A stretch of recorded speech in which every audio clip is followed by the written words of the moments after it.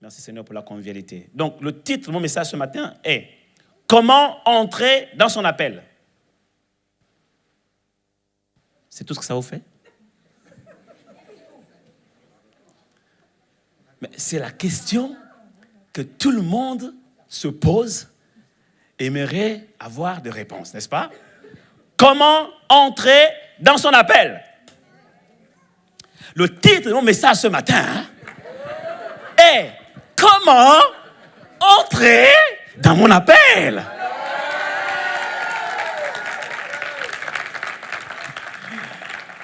Alléluia! Et j'aimerais, par la grâce de Dieu, vous communiquer quelques clés, quelques principes qui vont vous aider à rentrer dans votre canal. Votre canal, votre appel peut être un appel dans les affaires, un appel dans le domaine professionnel. Il y a des gens qui sont appelés à faire carrière dans le domaine séculier. Des bons fonctionnaires ou des bons cadres d'entreprise, de bons managers d'entreprise, et ils ne sont pas destinés à créer des entreprises. Ils sont destinés à travailler pour d'autres personnes. Vous devez savoir que dans la vie, il y a un cycle en 4 étapes. Première étape, nous tous, on travaille toujours pour quelqu'un. On va à l'école pour nos parents.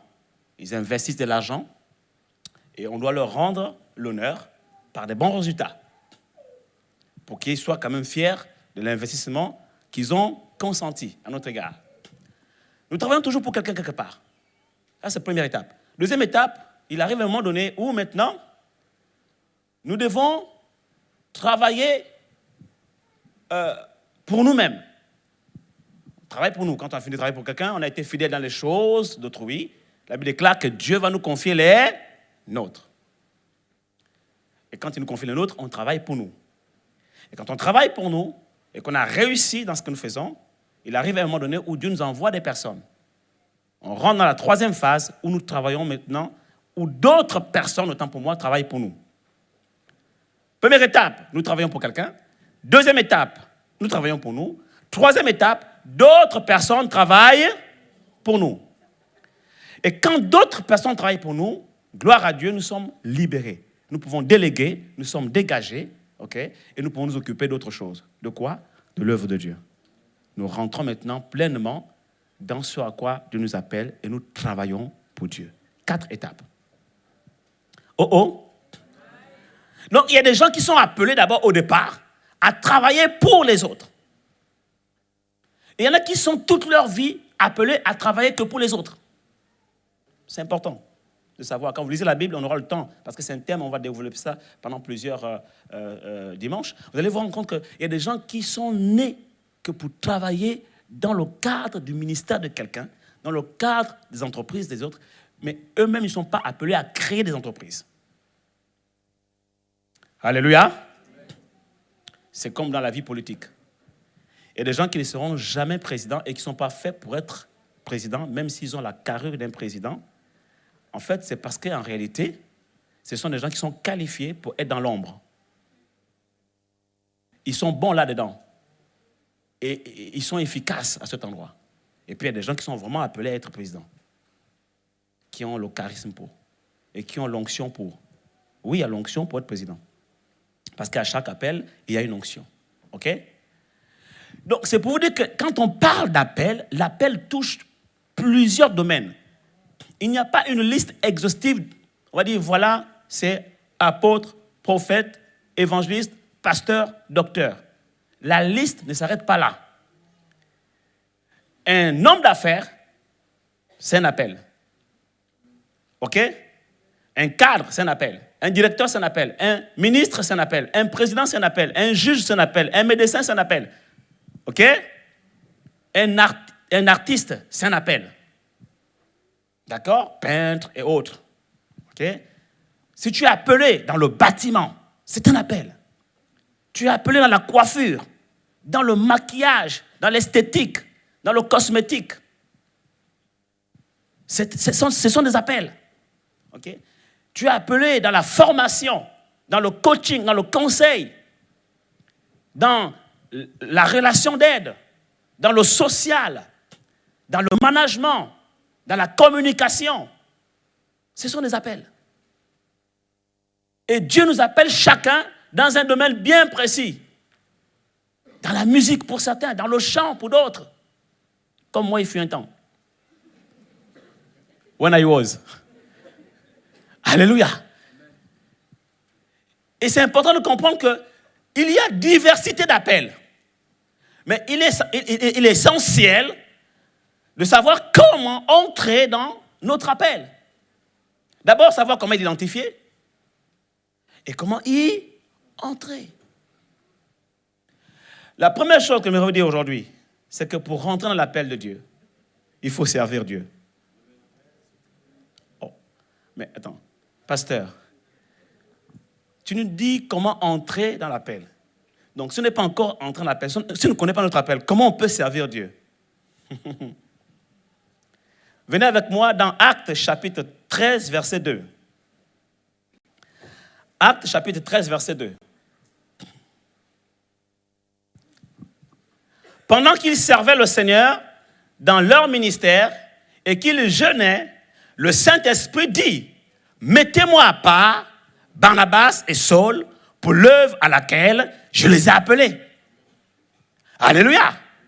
Donc, Saul et Barnabas sont entrés dans ce à quoi Dieu les appelait, sont entrés dans leur appel pendant qu'ils servaient Dieu dans le temple. Alléluia. Bien aimé, vous savez, je veux dire une chose ce matin. Une oreille n'a pas besoin d'aller à l'école pour apprendre quelle est une oreille. Un œil n'a pas besoin d'aller à l'université, l'académie des organes humains, pour apprendre que c'est un œil. Vous comprenez, hein? Le nez n'a pas besoin d'aller dans un institut de neurologie pour apprendre à sentir les odeurs. Oh oh! Pourquoi? Parce qu'il a été créé pour ça. Donc, naturellement, le nez sent les odeurs. L'oreille entend des bruits, des voix, des sons. Et les yeux voient. Quand cela n'est pas le cas, on dit que c'est une anomalie. De la même manière, tu ne peux pas ne pas connaître ton appel. Tu ne peux pas ne pas savoir ce à quoi tu es appelé. Si tu ne sais pas ce à quoi tu es appelé, c'est une anomalie. Et on va essayer de corriger ça durant l'enseignement. Mais normalement et de façon spirituellement naturelle, c'est-à-dire que tous les êtres spirituels créés par Dieu, ayant l'Esprit de Dieu en eux, nés de nouveau, nouvelle création, ça devait être naturel pour eux de savoir ce à quoi ils sont appelés. Parce que lorsque Dieu t'a créé comme une oreille, comme un œil, comme un nez et tout autre organe, pour un but. Et il sait pourquoi il t'a envoyé sur la terre. Il a déterminé des œuvres d'avance pour toi afin que tu les pratiques. Et quand tu arrives sur la terre, tu nais dans une famille, comme Abraham par exemple, il a atterri dans une famille chaldéenne, astrologue, hein, et donc il ne savait pas reconnaître ce à quoi il était appelé. Et maintenant, il y a un processus. Et on va voir durant l'enseignement comment Dieu nous amène pas à pas à entrer dans notre appel. Mais nous avons tous un appel. Il n'y a personne que Dieu ait créé et qu'il a envoyé sur la terre pour venir accompagner les autres. Pour venir juste comme par hasard, découvrir la terre et repartir. Nous avons tous une mission à accomplir sur la terre. Et pour connaître cette mission, naturellement, comme un organe, nous devons savoir ce à quoi Dieu nous a appelés. Nous le savons en réalité. Très souvent, c'est peut-être le doute ou l'ignorance qui fait que, on se cherche encore un peu. Mais en réalité, nous savons. Pour reconnaître que le nez est un nez, déjà, il est placé au bon endroit. Et en plus, surtout, il sent les odeurs. Pour reconnaître ce à quoi tu es appelé, Dieu t'a créé de façon à ce que toi, tu sois sensible à tout ce à quoi tu es appelé. De la même manière que le nez sent les odeurs, toi, tu sens les choses sur lesquelles et pour lesquelles tu as été appelé. Tu les sens, c'est naturel. Hein? Moïse, par exemple, quand il voyait un Égyptien battre un Hébreu, il y a quelque chose au-dedans de lui qui ne supportait pas. Sauf qu'en fait, ça se manifestait par un sentiment qu'on appelle la colère. Et par moments, effectivement, quand tu es en face de quelque chose, de ce à quoi tu es appelé, tu vas ressentir des choses qui vont t'amener à réaliser que ce n'est pas normal que les choses se passent de telle manière. Il faut que ça change. Donc ce désir de voir les choses changer est un signe révélateur, indicateur de l'appel de Dieu sur ta vie. Il y en a qui ne supportent pas l'injustice. Peut-être que tu es appelé à être juge. Il y en a qui ne supportent pas qu'on condamne les gens.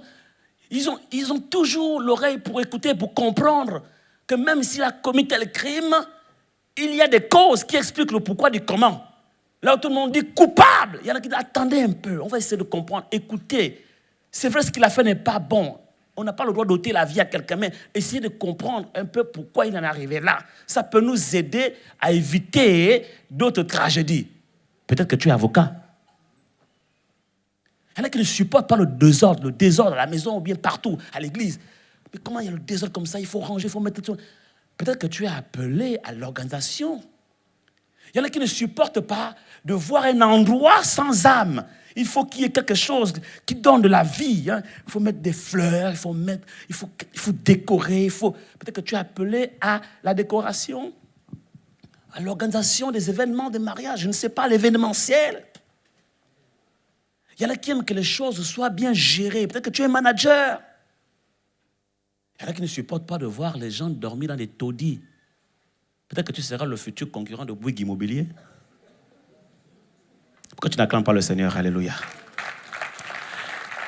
Il y en a qui n'aiment pas que les choses traînent. Il faut que ça avance. Il faut trouver des outils, des moyens efficaces pour faire avancer les choses, pour que ça booste la dynamique, l'efficacité. On avance, on est dans un siècle où les choses doivent aller vite. C'est l'heure du changement. Il ne faut pas traîner, il ne faut pas louper la loi du changement, le train du changement. Et on doit être à la page de l'actualité. Dans le monde entier, tout évolue. Donc il faut... Peut-être que tu es appelé à concevoir des choses, à mettre en place des concepts innovants dans les nouvelles technologies. Peut-être que tu es un futur concurrent de Bill Gates. Je suis en train de lâcher des prophéties là, mais... Aïe, aïe, aïe, aïe, aïe, aïe. Aïe, aïe, aïe. Je serai dans un autre endroit. Les gens seraient en train de... Bon, je prends, c'est pour moi. Alléluia. Il y en a qui ne supportent pas le voir. Il y en a qui m'ont dit, pasteur, on dépense beaucoup d'argent à mettre les gens dans les hôtels. J'aimerais vraiment qu'il y ait un cadre où les hommes de Dieu arrivent, on va les loger. Peut-être que tu as appelé à ouvrir un centre hôtelier. Alléluia. Et là, quand tu regardes le pasteur, non. Tous les dimanches, il faut vraiment que tu aies un autre visage. Parce que franchement, la communication passe par le visuel aussi. Peut-être que tu as appelé à ouvrir un salon de coiffure, d'esthétique. Il y en a qui ils regardent. Ils sont très, très attentifs à tout ce qui est vestimentaire. Le détail. Des fois, même, je vois que c'est bon. Il y en a qui non, il faut un peu. Peut-être que tu es appelé à être styliste, à être couturier, à créer des lignes, des marques de vêtements, à ouvrir des prêt-à-porter. Alléluia! Il y en a qui ne supportent pas de voir les gens malades. Il faut trouver une solution. Peut-être que tu es appelé à un ministère de guérison. Peut-être que tu es appelé à être médecin. Soigner les gens. Quels sont les battements de ton cœur? Quels sont les sentiments qui se manifestent en toi, qui te révoltent, qui font en sorte que tu ne supportes pas que les choses restent comme ça? Parce qu'au fin fond de toi, dans ton intime conviction, ce n'est pas la norme. Il faut que les choses changent. C'est ça, cet indicateur qui te montre ce à quoi tu es appelé. Alléluia! Peut-être que c'est le rangement, l'administration, la gestion. Et quand tu vas dans l'église, tu te demandes comment les choses sont gérées. Et c'est ça, quand le Seigneur dit que pendant qu'il servait dans le temple, le Saint-Esprit dit, mettez-moi à part, Saul et Barnabas, pour l'œuvre à laquelle je les ai appelés. Dieu est en train de nous faire comprendre que la première étape pour entrer dans notre appel, écoutez-moi bien et notez-le s'il vous plaît, la première étape pour rentrer dans notre appel n'est pas d'abord de chercher à voir et entendre une voix d'ange qui sonne la trompette, qui nous dit, en plein milieu de la nuit, dans un profond songe, à 3 heures du matin, « Ainsi parle l'Éternel, je t'ai envoyé vers toi. » Non, tu n'as pas besoin d'un événement spectaculaire ou encore d'une expérience extraordinaire. La chose la plus naturelle que Dieu attend de toi, c'est commencer à le servir dans le temple. Et pendant que tu es en train de servir dans le temple, tes dons, tes talents et tes capacités, tes potentialités que Dieu a déposées en toi, que toi-même tu ne soupçonnes même pas, vont commencer à se révéler. Vont commencer à se révéler. Et c'est comme ça, pendant que tu sers dans le temple, que Dieu va se révéler à toi et il va révéler tes dons et tes talents. Voilà pourquoi quand tu viens à l'église, ne viens pas à l'église juste pour t'asseoir et écouter. Il faut que tu sois participant de l'avancement de l'œuvre de Dieu. Tu n'es pas un spectateur, tu dois être un acteur. Ici, bien entendu, il n'y a pas de stars sur le pupitre et des gens, des spectateurs qui sont là et des fans, qui sont là pour acclamer, pour estimer ou encore pour publiciter et admirer ce qui sont ici sur l'estrade. Nous tous, nous sommes des stars de Jésus. Tu es une star de Jésus, alléluia. Ton frère est une star de Jésus. Alors quand je dis star, il y en a qui peuvent peut-être penser star dans le sens célèbre du terme. C'est pas mauvais, le Seigneur nous appelle certainement à être célèbre dans un domaine bien précis pour que, à travers notre auréole ou encore notre lumière, la lumière qui va briller à travers nous, le monde connaisse Christ. Si tu brilles dans ton domaine, tu brilles dans le sport, ben, les gens vont connaître Christ à travers toi dans le sport. Alléluia. Tu brilles dans la mode, ils vont connaître Christ à travers toi dans la mode. C'est pour ça que Dieu veut faire de nous des stars dans ce sens-là, ok? Pas pour la gloire de l'homme, ok? Pour que quand tu brilles, on voit Christ à travers toi. Tu es une lumière. Et tu fais connaître Christ. Mais quand je dis que nous sommes des stars, c'est aussi parce que nous sommes des étoiles. In English, star, étoile, briller. Nous devons briller. Mais troisième niveau de révélation, je peux vous dire aujourd'hui, quand je dis star, pour vous permettre de rester un petit peu humble, ça veut aussi dire S comme serviteur, T comme travaillant, A comme avancement et R comme royaume. Donc, restons humbles, ok? Nous sommes des stars, des serviteurs et des servantes travaillant à l'avancement du royaume de Dieu. Et pendant que tu seras en train de travailler dans le temple à l'avancement du royaume de Dieu, le Saint-Esprit va se révéler. My God. C'est-à-dire qu'il n'y a pas eu prophète. Il n'y a pas eu apôtre. Pendant qu'ils étaient juste en train de travailler dans le temple, en train de servir Dieu dans le temple, et pendant qu'ils servaient Dieu dans le temple, la Bible déclare que le Saint-Esprit a parlé. Je vais te dire quelque chose ce matin, mon frère, ma soeur. Tu veux savoir ce à quoi Dieu t'a appelé? La réponse est simple. Dieu parle à chacun dans son appel. Oh oh. Je le répète. Dieu parle à chacun dans son appel. Quand Dieu t'a appelé à faire quelque chose, il te parlera. Mais il ne te parlera pas pendant que tu es en train de manger le foie gras ou en train de boire ton vin de pinard, ou tu seras en train de zapper devant la télévision, regarder les programmes de 13 heures, le feu de l'amour, ou encore le programme du soir. Non. Il te parlera pendant que tu seras dans le temple, dans sa présence. Et il te parlera pendant que tu seras en train de le servir. Et le mot servir ici, le mot temple aussi, a deux significations. Le mot temple signifie la maison de l'Éternel, la maison de Dieu, c'est-à-dire l'église, pendant que tu es en train de servir dans l'église. Et le mot servir ici signifie donc travailler, faire une activité, par exemple l'accueil, le son, le multimédia, par exemple la musique, la comptabilité, l'administration, servir auprès des enfants, servir la banque alimentaire, servir la décoration, servir au nettoyage du temple. Enfin, la liste n'est pas exhaustive, vous comprenez. Donc, ça c'est première définition. On est dans le temple, dans l'église, et on sert, on est en activité, on fait quelque chose, on n'est pas assis, On ne vient pas chauffer les bancs seulement ou accompagner les autres. On vient pour être acteur, pour l'avancement de l'œuvre de Dieu. Deuxième niveau de définition. Temple ici signifie aussi la présence de Dieu. Le lieu où la présence de Dieu règne, habite. Donc ça peut être dans ta chambre, dans tes 4 murs, tout endroit où tu rencontres Dieu, devant l'autel de sa présence. Et le mot servir ici signifie aussi adorer, lui rendre un culte. Quelqu'un me comprend ici? Donc pendant que tu seras aussi en train d'adorer le Seigneur dans sa présence, Dieu te parlera. Le Saint-Esprit te parlera. Alléluia! Donc vous comprenez que, en fait, on n'a pas besoin de chercher des grandes expériences pour que Dieu nous montre ce à quoi on est appelé. Et dans la Bible, on nous parle de ce nombre de dons. Il y a plusieurs dons.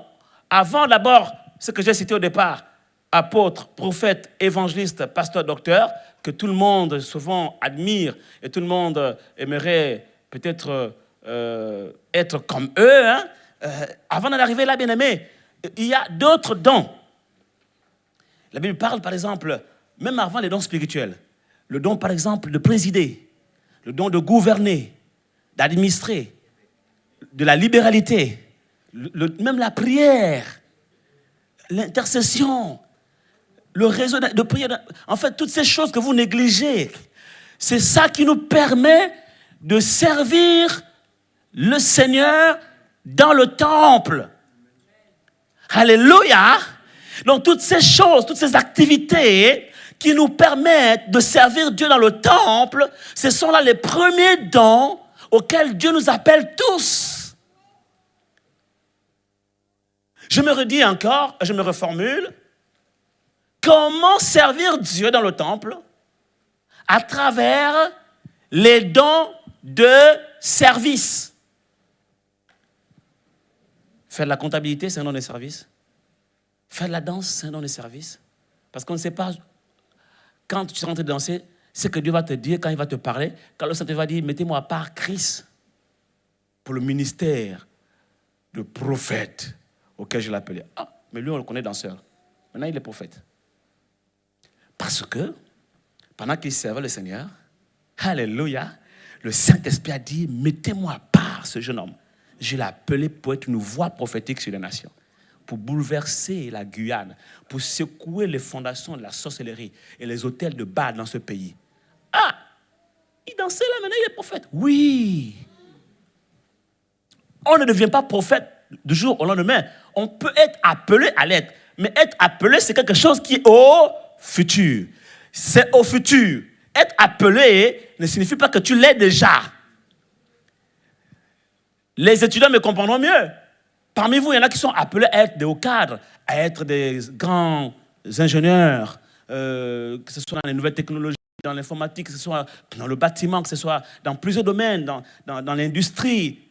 Mais vous ne l'êtes pas encore. Pourquoi? Parce que vous êtes simplement appelé à l'être. Vous avez le potentiel pour, les capacités pour, et vous apprenez pour le devenir. Alléluia! Mais vous ne l'êtes pas encore. Donc tu peux avoir l'appel sans l'être encore. Quelqu'un me comprend ici? Mais pour le devenir, Dieu va te faire rentrer dans un processus. Dites un processus. Il va t'amener pas à pas. Et le premier niveau, la première étape, c'est d'abord le temple. Ça veut dire quoi? Ça veut dire que si tu n'as pas encore fait tes preuves dans le temple, c'est-à-dire dans la maison de l'Éternel et dans la présence de Dieu, tu n'es pas encore qualifié à aller plus loin. Et le temple signifie quoi? Signifie aussi un lieu secret. C'est-à-dire qu'en fait, tu n'es pas encore sous les projecteurs, tu n'es pas encore sur l'estrade, tu n'as pas encore le micro, tu n'es pas encore en train de parcourir les nations. Dieu t'appelle d'abord à faire des choses dans le secret, comme il a fait avec David. Il a amené David dans un lieu secret, en train de garder les moutons de son père. Et là-bas, il faisait des expériences que personne ne savait, personne n'était au courant de ce qu'il faisait. Personne n'était au courant qu'il avait tué le lion, il avait déchiré, il avait tué l'ours, qu'il avait fait ceci, il avait fait cela, qu'il faisait des expériences puissantes avec son harpe, avec son instrument, dans l'adoration, dans la présence de Dieu, qu'il a commencé à écrire des chants, des psaumes dans l'intimité avec le Seigneur. Personne ne le savait. Il n'y avait pas de caméra, il n'y avait pas Civ TV pour projeter et diffuser ce qu'il faisait. Quelqu'un me comprend ici? Est-ce que ce qu'il faisait était négligeable? Est-ce que c'était rien du tout? Non. Bien aimé, déchirer un lion pour un jeune garçon de son âge, 17 ans seulement, déchirer un lion, c'est fort. Même le roi Saül, il n'est nulle part écrit qu'il avait déchiré un lion. Ou qu'il a tué un ours avec ses mains. Donc c'est quand même des miracles, pas quand même, c'est des miracles forts, c'est puissant. Mais inconnu. Oui, tu vas passer par cette étape où tu vas faire des choses, personne ne sera là pour t'acclamer. Personne ne sera là pour te dire, ah vraiment le frère là, la sœur là, vraiment il est puissant, il a appelé. Pourquoi? Parce que c'est la première étape. Et à cette étape, Dieu est en train de révéler tes capacités, les potentialités qu'il a déposées en toi. Il est en train de révéler, il est en train de faire émerger le dépôt. Et quand le dépôt émerge, il est en train maintenant d'aiguiser la sensibilité de ton esprit. Il aiguise la sensibilité de ton esprit. Il aiguise ta sensibilité spirituelle. Il t'exerce. Il t'entraîne dans le secret. Et parce que David était tellement bien entraîné dans le secret, que lorsqu'il était en face de Goliath, il a dit, waouh, c'est trop facile. Je ne peux pas le louper. Parce qu'il était tellement entraîné à atteindre avec sa fronde des cibles les plus petites, des petits oiseaux cachés sous les arbres, camouflés. Il arrive à identifier et il vise. C'est sûr qu'il n'a pas visé juste du premier coup. La première fois, il a peut-être loupé, la deuxième fois, et au fur et à mesure, il s'est exercé et il a aiguisé sa sensibilité et sa justesse. Il a acquis une justesse à un niveau de précision sans faille. Pendant ce temps, il n'y avait personne. Il était tout seul avec Dieu et les moutons. Quelqu'un me comprend ici? Le problème aujourd'hui, c'est que nous zappons cette étape. Quand on commence à tuer l'ours, ça y est, il faut que tout le monde le sache. Mais la Bible déclare que si quelqu'un te bénit trop tôt, si quelqu'un te bénit tôt le matin, considère cette bénédiction comme une malédiction. C'est-à-dire que si Dieu nous cache, il cache son fils, sa fille, c'est parce qu'il veut te protéger des langues qui bénissent trop tôt. Et David en a payé un petit peu les frais. 1000 pour Saül, 10 000 pour David. Le chant des femmes. Oui, le chant des femmes a causé des problèmes à David. Non, ce n'était pas les femmes de destinée. Donc, parfois, quand Dieu te cache, en fait, il veut te protéger des chants des femmes, de la gloire trop tôt obtenue, de la célébrité rapide. On est dans une société faste. Pour devenir star, aujourd'hui, on n'a plus besoin de faire ces classes, comme beaucoup ont fait leurs classes. Ils sont devenus des monuments de la musique. Non, tu n'as plus besoin de perdre tout ce temps. T'as qu'à aller à Starac. En quelques mois, tu deviens une star. Donc, on fabrique des stars. Non, dans la maison de Dieu, il n'y a pas de Starac. Il y a des David que Dieu cache pendant un temps. Il y a des Moïse que Dieu cache pendant un temps. Il y a des Joseph que Dieu cache pendant un temps. Alléluia! Il y a même des Jésus que Dieu cache pendant 30 ans. 30 ans, il est le Fils de Dieu. Il est venu pour ça. Pendant 30 ans, il est là. Il vient dans la synagogue. La synagogue, c'est une église morte. Il n'y a pas le Saint-Esprit. Il n'y a pas la révélation, il n'y a pas prophétie, il n'y a pas prophète, il n'y a pas civitive, il n'y a pas tout ça. C'est-à-dire qu'il vient là, il s'assoit, il écoute les sermons, il écoute les dogmes, il écoute toute la loi, la Torah, il est là, il écoute, mais c'est bon. Il n'y a pas acclamation, il n'y a pas lui, amen, il n'y a pas prêche. Il n'y a pas catalambano. Il n'y a pas tout ça. C'est silence religieux. C'est-à-dire que de notre temps, c'est une église dans laquelle tu t'ennuierais facilement, tu ne finirais même pas la réunion, tu sortirais dans les quelques minutes qui ont suivi. Non, je ne peux pas rester, je sors. Mais Jésus est resté là. Aïe, aïe, aïe, aïe, aïe, aïe, aïe, aïe, aïe, aïe. Quelqu'un me comprend ici? Il attendait. Son heure n'était pas encore arrivée. Et il continue à aller. Il continue à aller. Il continue à aller. Bien aimé, tant que le Saint-Esprit n'a pas encore dit, mettez-moi à part, continue à aller à l'église. Sois fidèle à ton poste. N'abandonne pas ton poste. N'abandonne pas ta communauté. Et même quand Dieu t'appellera à travers les nations, n'abandonne pas ta communauté. Parce que le verset qu'on vient de lire, c'est l'église primitive. Mettez-moi à part Paul et Barnabas. Saul et Barnabas, quand ils sont partis, quand ils avaient fini la mission, ils revenaient où? À l'église de Jérusalem, aux pieds de Jacques et des autres apôtres pour rendre des comptes. Pourquoi? Parce que le Saint-Esprit avait dit, mettez-moi à part. Donc, il les a envoyés. L'église les a recommandés, a prié pour eux. Ils sont partis, envoyés par l'église. Et non tout seuls. Et quand ils reviennent, l'église les accueille avec joie et ils rendent témoignage de ce que Dieu a fait à travers eux. Et l'église est contente, tout le monde acclame le Seigneur, on glorifie le Seigneur, alléluia. On bénit le Seigneur pour les œuvres qu'il a accomplies à travers Saul et Barnabas, à travers John et Tassiana, à travers je ne sais pas qui, alléluia. Je prends des exemples comme ça, mais c'est des prénoms qui me viennent à l'esprit. Amen, amen, amen. À travers Grégoire, à travers Johanna, à travers Jérémie, tout le monde est content. Mais on ne fait pas route solo. Tu ne peux pas tenir, il n'y a aucun ministère qui a tenu en faisant route solo, sans le soutien de l'église derrière.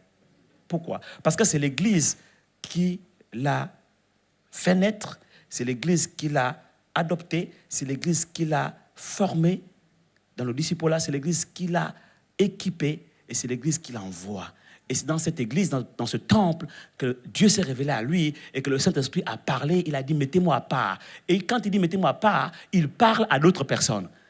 Il parle aux responsables établis. Il dit, mettez-moi à part. C'est-à-dire que Dieu t'a déjà parlé toi-même, mais il faut aussi qu'il parle aux leaders en place. Alléluia! Première étape. C'est Samuel. Cette étape-là, c'est Samuel dans le temple auprès de Élie, le sacrificateur. Élie, le sacrificateur, est l'exemple d'un homme de Dieu qui a perdu son onction. C'est comme Jésus dans un temple, dans une église où il n'y a pas le Saint-Esprit.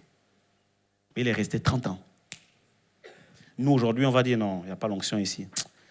Je quitte l'église, je m'ennuie ici, là. Je sens le feu de l'esprit à chaque faya, à chaque. Il y avait un jeune évangéliste, il venait ici, c'est d'où? C'est passé dans un autre pays. Je peux en parler parce que, bon, c'est notre église mère au Gabon. Il arrive là, il assiste au culte, et puis le pasteur, c'est une église baptiste. C'est tranquille. On ne bouge pas trop. On n'acclame pas, c'est tranquille. Mais la parole, la sanctification, la consécration, quand tu sors de là, tu as encore envie de te reconvertir. Mais c'était le temps de la fin. Là-dessus, on a été vraiment très bien enseigné. Mais c'est nécessaire, pourquoi? Parce qu'avant les dons spirituels, il faut d'abord que Dieu développe en toi le fruit de l'esprit. Je le répète, avant les dons de l'esprit, avant la manifestation des dons de l'esprit, Dieu veut d'abord manifester le fruit de l'esprit. Eh oui, la fidélité, la loyauté, la patience, les valeurs, les béatitudes dont a parlé Jésus, le sermon sur la montagne. C'est là, dans un contexte pareil, que Dieu développe et construit ces choses en nous pour bâtir notre caractère. Ainsi, notre caractère devient une plateforme favorable sur laquelle le Saint-Esprit pourra atterrir. Donc, tant qu'il n'y a pas le fruit de l'esprit, la manifestation des dons spirituels est un risque pour toi. Vous avez entendu peut-être dans le monde, on vous a dit, quelque part, les étudiants, vous avez entendu qu'il vous a été dit âme sans conscience, ou encore, non, c'est plutôt science sans conscience n'est que ruine de l'âme, n'est-ce pas?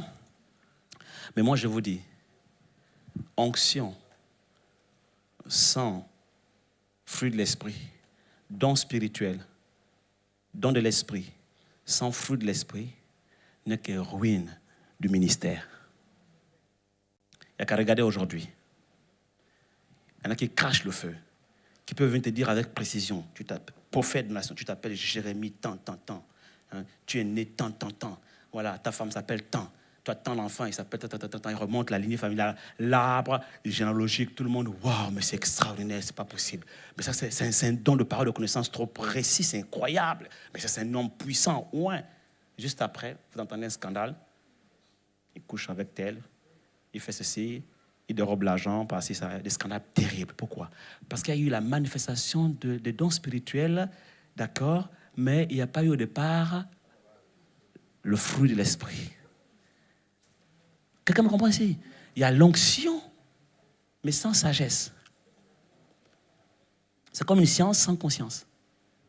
Soudain, la ruine arrive. Donc, quand on vous dit, venez par exemple aux réunions d'enseignement, souffrez de venir aux réunions du vendredi, écoutez les enseignements, par exemple, actuellement on parle du temps de la fin, c'est tellement le thème qui vous emballe le plus. Vous aurez peut-être voulu entendre la grâce prophétique qui vous propulse vers votre destinée immédiate.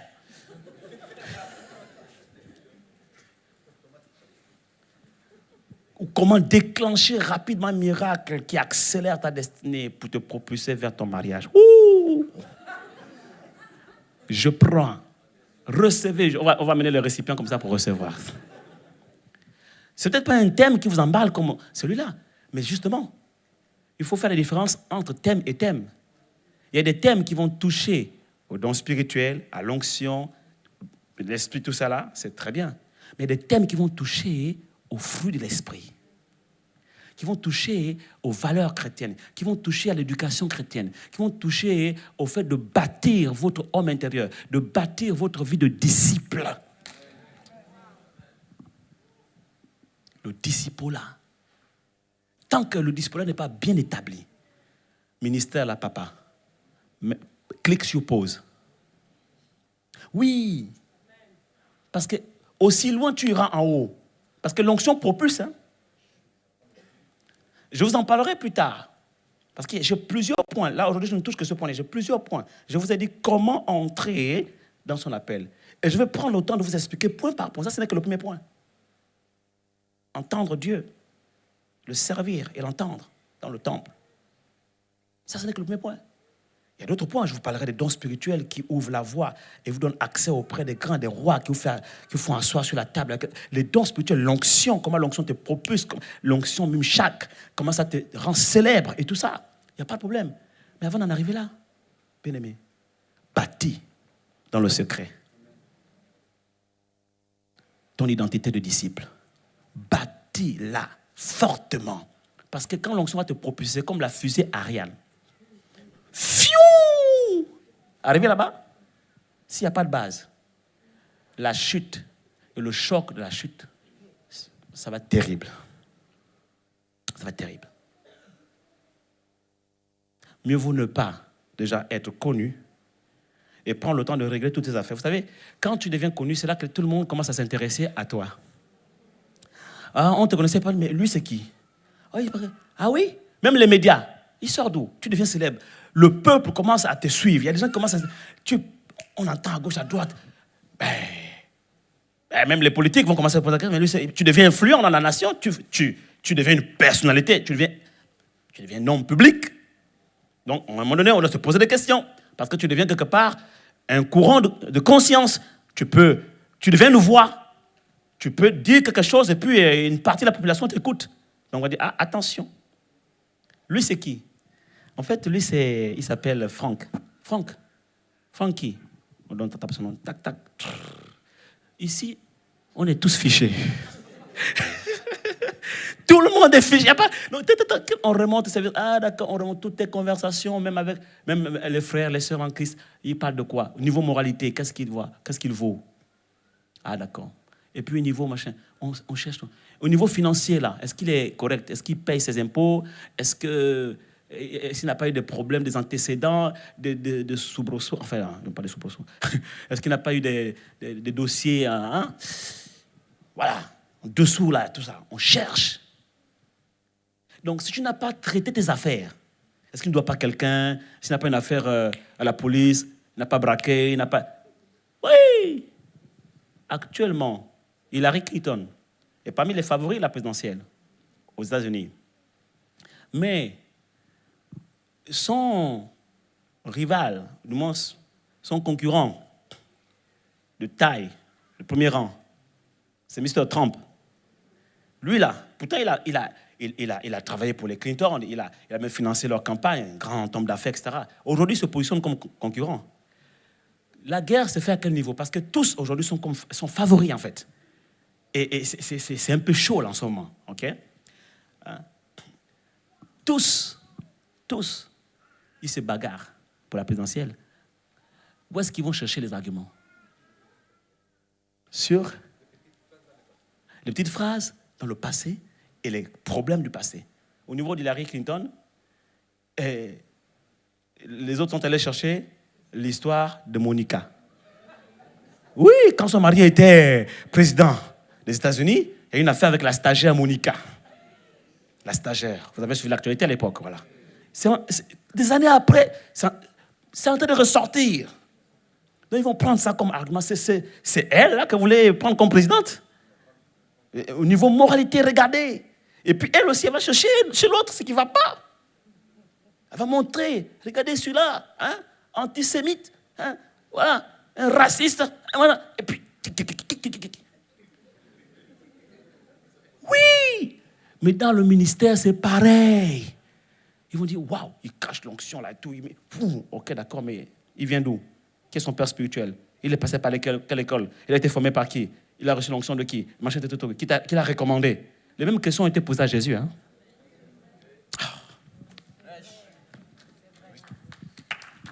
Alléluia! Tu ne peux pas y échapper. Et on passe au crible ton historique, ton passé. Et après, si on trouve que oui, là, comme la Bible déclare, soyez saints et irréprochables, afin que là où les gens vous calomnient, vous criblent, vous cherchent, on voit vos bonnes œuvres et glorifie le Seigneur. Alléluia! Mais ça, c'est construit à l'étape 1. Pendant qu'ils servaient le Seigneur dans le temple. Imaginez, je vais recommander quelqu'un ici, je vais vous dire, voilà, je vous recommande tel frère. Voilà pourquoi mon épouse et moi, on fait très attention. On n'est pas pressé à établir les gens dans les responsabilités de premier rang. Par exemple, pasteur, consacre, pasteur. On a consacré une seule personne ici jusqu'à présent. C'est le docteur Victor. On prend du temps. Parce que les péchés de certains sont bien cachés et se révèlent dans le temps. Ne se révèlent que dans le temps. Les caractères de chacun, de certains. Il y a des choses, on prend le temps, de former, d'éduquer, on prend le temps. Parce que bien aimé, quand tu es déjà positionné, tu es sous les projecteurs, tu commences à tenir le micro, à prêcher, tout le monde s'intéresse à toi. Le ciel, la terre et l'enfer. Si la terre est un peu compatissante avec toi, parce que ce sont tes frères et sœurs de l'église, et encore, les chrétiens, c'est la seule armée aujourd'hui qui tue ses propres soldats. Il y a qu'à voir sur Internet comment ils se bombardent, mais c'est incroyable. C'est prends pour toi, pas. Prends pour toi, pas. Prends pour toi, pas. Même des couples s'entretuent sur Internet. Pour les quelques rares fois où je vais faire des publications, enfin quand je vais sur Facebook, c'est pour faire une publication, ou bien pour corriger, mais sinon je ne gère pas mon Facebook. Enfin, c'est même pas mon Facebook, c'est le ministère. Au passage, je vois sur l'actualité une dame qui publie sa vie de couple. Voilà, il m'a laissé. Il est parti avec celle-là, elle publie les photos. Et on voit une photo où son mari est en train de s'embrasser avec une autre femme. C'est pour elle qu'il m'a laissé. Maintenant, je suis dans la rue. Je cherche un logement où elle habiter. Et Jesus Christ. Donc, tu seras connu au ciel, sur la terre et en enfer. Et tout le monde va commencer à chercher qui il est. Je vous assure, si le ciel te fait grâce, la terre, il n'y a qu'à voir ce qui se passe sur la toile ou dans les églises. Pire encore, l'enfer. Oh là là, ils ne vont pas te louper. Ils ne vont pas te louper. Parce que tu viens prêcher contre eux. Donc il faut être sûr que la première étape est bien établie. Si je viens ici, je vous présente quelqu'un, je dis voilà, à partir de maintenant, lui va être pasteur, il va être évangéliste, on va consacrer la personne, je leur recommande. C'est un engagement. Et je me mets dessus avec ma femme, on impose les mains, c'est un engagement. C'est sérieux. On recommande la personne au ministère. Derrière, il faut que ça suive. Parce que si dans l'église, il y a des gens, même pendant qu'on est en train de recommander la personne, en train de prier pour la personne, qui ont des choses à redire sur la personne, le témoignage est foutu. Le ministère commence mal. Et lui, pasteur aussi quand même, on dit que c'est comme s'il n'était même pas prophète quand même. Franchement, lui aussi comment il n'a pas vu ça. Ben voilà. Ils se reconnaissent. Acclame le Seigneur, alléluia. Première étape, servir le Seigneur dans le temple pour entendre Dieu dans notre appel. Je vais terminer avec cet exemple. Samuel, pendant qu'il servait auprès du prophète Élie, c'était là mon dernier point, Dieu lui parle, mais il ne sait pas reconnaître encore la voix de Dieu, voyez-vous? Il est appelé à être prophète. Sa mère, Anne, a fait une alliance avec Dieu.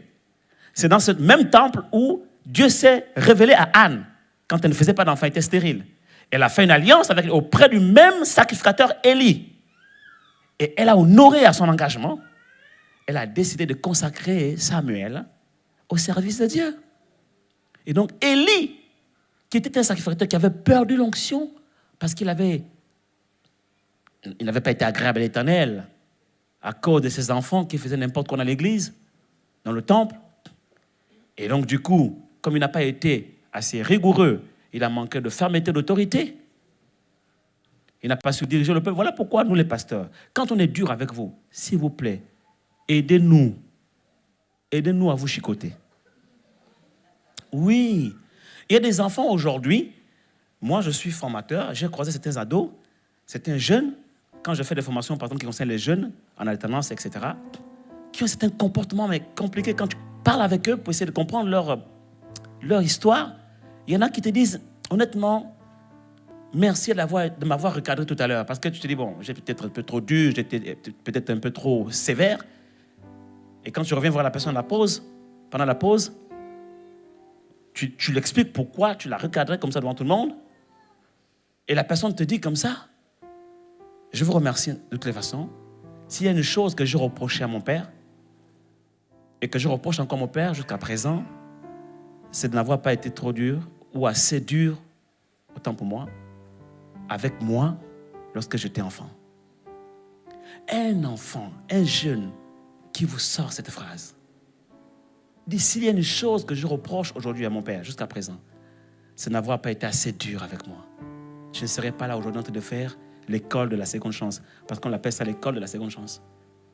Parce qu'il y a des gens qui étaient avec moi, qui sont aujourd'hui ingénieurs, qui ont commencé leurs études, qui ont commencé une carrière, et moi je suis là en train de faire l'école de la seconde chance. Donc vous comprenez que nous avons une lourde responsabilité en tant que parents sur le plan humain comme sur le plan spirituel, de vous éduquer. L'éducation chrétienne, c'est pas facile, comme humaine, c'est pas facile. Donc aidez-nous à bien vous chicoter. Je le dis peut-être de façon choquante, mais j'ai choisi mes mots expressement. Parce que qui aime bien, châtie bien. Ça va être une preuve d'amour pour vous. Et quand vous serez grand, humainement ou spirituellement, vous nous serez reconnaissants. Alléluia. Alors, j'admire beaucoup le pasteur Nina Lisette Mabouadi, le pasteur administrateur, chargé de la discipline, de l'éducation chrétienne, de l'ordre et de l'organisation. Ça, quand je la définis, c'est comme ça que je la vois. Peut-être beaucoup ne l'aiment pas, mais moi je l'aime. Alléluia. avant de venir chercher la pommade chez moi, les prophéties qui encouragent, qui consolent, etc., passez par la chicotte. Et là, la pommade aura toute sa valeur et son sens. Parce que si je vous passe le baume tout le temps, alors qu'on n'avait reçu aucune chicotte, je suis en train de me fabriquer dans l'église des fragiles émotionnels, des hommes et des femmes fragiles émotionnels. Non, mais c'est vrai. Et Samuel ne savait pas discerner la voix de Dieu. Il n'a pas dit, Élie a perdu l'onction, qu'est-ce que j'ai à faire avec lui? Samuel s'est souvenu de l'alliance que sa mère avait avec Dieu. Souviens-toi de l'alliance de tes pères, de l'alliance dans laquelle Dieu t'a introduit. Nous tous ici, nous sommes rentrés dans une alliance, bien-aimés. Soit l'alliance des parents, soit l'alliance de l'homme de Dieu qui est établi. Tu n'es pas là par hasard. Dès que tu es dans une église, tu rentres dans une alliance. Ça, c'est un. Deuxièmement, il a été au pied de l'homme de Dieu. Il n'a pas dit, il n'a plus d'onction, etc. et tout. Regarde ce que ses enfants, ses fils font. Quel modèle, quelle éducation il m'a donné. Non. Et c'est lui qui va, comme un bon maître, envers son disciple, lui expliquer et lui apprendre comment reconnaître la voix de Dieu. Lorsqu'il t'appelle, il lui dit, va te coucher. Et si tu entends encore cette voix, voici ce que tu dois dire. Parle, Seigneur, ton serviteur écoute. Alléluia. C'est comme ça que Samuel est rentré dans son appel. Un grand prophète de son temps. Au point que même quand il parlait, la Bible déclare que Dieu ne laissait tomber par terre aucune parole qui sortait de la bouche de Samuel. Il a oint Samuel, il a oint Saül, il a oint David. Enfin, là encore, il y a d'autres révélations, je n'ai pas le temps. Il a oint Saül par une corne, avec une corne. Et il a oint David. Non, il a oint David avec une corne, autant pour moi. Il a oint Saül avec une fiole d'huile. Mais ça, c'est la dimension d'onction. Je ne veux pas rentrer dedans. Les différents types d'onction, mais ce n'est pas pour aujourd'hui. Parce qu'il y a une différence entre la fiole et la corne. Mais ce qu'il faut retenir de Samuel, c'est qu'il a appris au pied d'Élie comme un bon disciple. Tu ne peux pas être un bon serviteur si tu n'as pas d'abord été un bon disciple. Si ton pasteur a du mal à te discipliner, tu es rebelle. Tu as du mal à marcher selon la discipline établie, les règles établies. Tu as un problème avec les règles. Ton rapport aux règles et aux lois n'est pas bon. Tu auras du mal à avoir un grand ministère et un bon ministère. Si tu n'aimes pas la discipline, tu n'es pas fidèle dans les petites choses ou dans les choses d'autrui. Tu as du mal à être cadré, tu as du mal à être... En fait, tu dis, je vais être autonome, mais tu ne cherches pas l'autonomie en réalité. C'est l'indépendance que tu cherches. Parce qu'il y a une différence entre l'autonomie et l'indépendance. Pas pareil. Dans cette église, on vous donne beaucoup d'autonomie. Mais on veille sur les élans d'indépendance et d'émancipation. Parfois, trop tôt, prématuré. Pour vous garder, pour vous protéger dans le cadre. Parce qu'on veut que vous puissiez réussir et entrer correctement dans votre appel, dans les règles de l'art. Comment entrer dans son appel? 1. Servir dans le temple pour entendre Dieu dans son appel. Lèvons-nous, on va prier. Alléluia. Élève ta voix et rends grâce à Dieu. Rends grâce à Dieu pour ce message. Rends grâce à Dieu pour ce message. Dis merci Seigneur pour ta parole. Merci Seigneur parce que tu parles. Et tu vas encore nous parler. Ce n'est que le premier point. Il y a tellement d'autres choses que tu vas nous révéler. Comment rentrer dans notre appel. Mais déjà pour ce premier point, Seigneur, je te rends grâce. Je veux devenir un bon disciple. Parce que je ne peux pas être un bon serviteur de Dieu. Une bonne servante de Dieu. Je ne peux pas rentrer dans mon appel et réussir mon ministère si au départ, je ne suis pas un bon disciple. J'ai peut-être du mal avec la discipline, avec l'ordre, avec la réprimande, avec les reproches, avec la correction. Seigneur, dès ce matin, je dispose mon cœur. Apprends-moi, Seigneur. Apprends-moi à être un bon disciple. Change mon cœur. Donne-moi de la docilité. Tu as dit, ceux qui sont dociles de cœur mangeront les meilleures productions du pays. Tu as dit, recevez avec douceur la parole de vérité, celle-là qui sauvera vos âmes.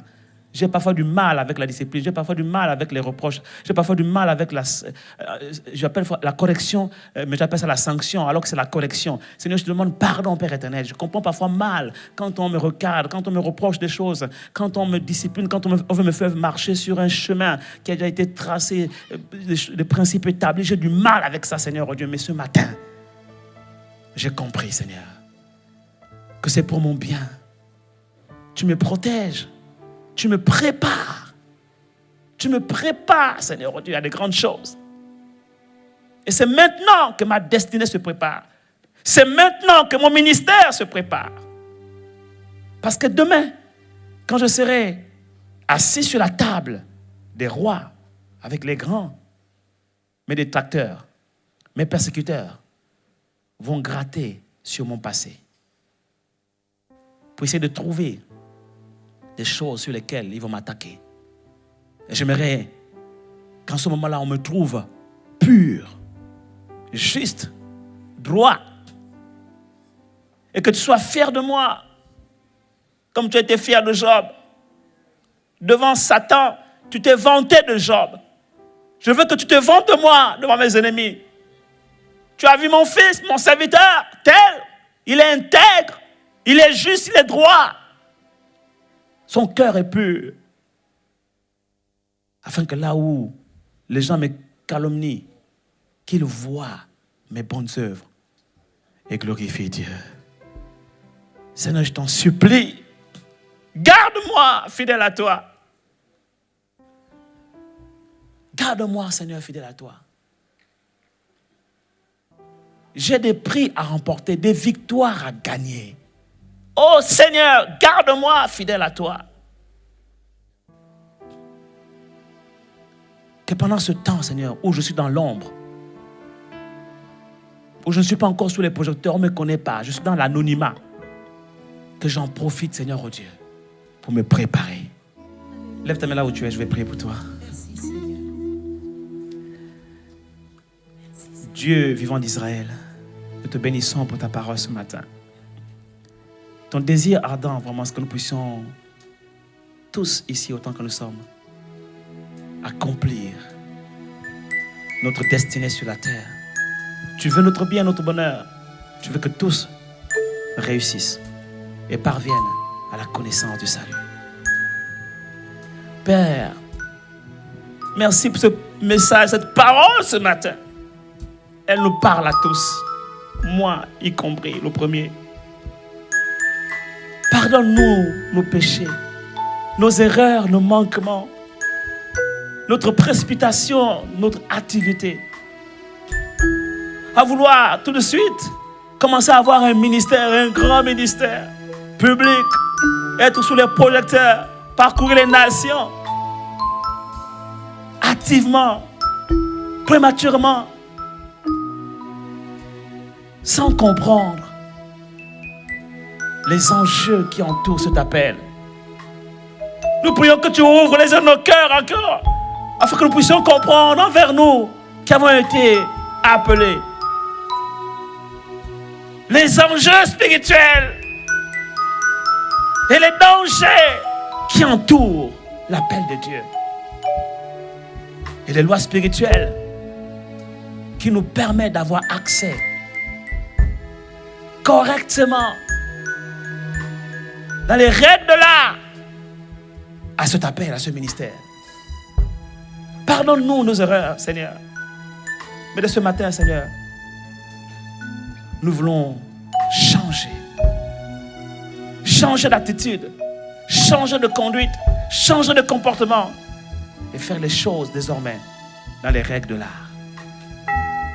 Afin que ton nom soit glorifié et que notre témoignage ne soit pas une pierre d'achoppement pour beaucoup et ne vienne pas éclabousser l'image de ta personne et la crédibilité de ton œuvre. Sanctifie-nous ce matin, Père éternel. Et durant cette série d'enseignements, apprends-nous pas à pas comment entrer correctement et proprement dans notre ministère. Merci pour l'appel qui repose sur la vie de chacun ici. Bénis chacun alors que nous repartons. Que cette parole reste gravée dans nos cœurs et porte du fruit. Au nom de Jésus. Amen. Amen. Que Dieu vous bénisse.